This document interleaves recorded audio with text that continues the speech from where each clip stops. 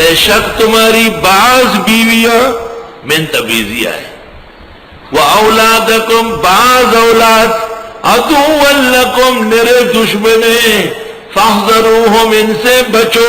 اچھا اوہ بیوی اور بچہ دشمن دے لئی اٹھو سب رکھ رکھو تک فوراً فرمایا وَإِن تَعْفُوا درگزر کرو، وَتَصْفَحُوا رہنے دو، وَتَغْفِرُوا مالا مال کرو، فَإِنَّ اللَّهَ غَفُورٌ رَحِيمٌ۔ تم کم شیطانیاں کرتے ہو، تم کم خیانتیں کرتے ہو، تم کم خدا تعالیٰ کے احکام میں کمی کرتے ہو، اللہ تمہیں پکڑتا ہے، ناک میں رسی ڈال کے اوپر لٹکایا ہے، فَإِنَّ اللَّهَ غَفُورٌ رَحِيمٌ۔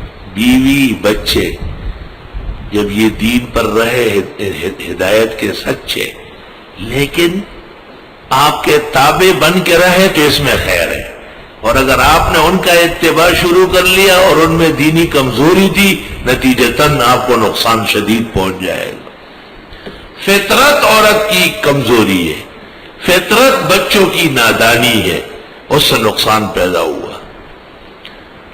دیکھو عقل مند آدمی اشارہ کرتا ہے، اس اشارے پر اسی وقت عمل شروع نہیں ہوتا، پھر اس کو روکنے بھی کمال ہوتا ہے۔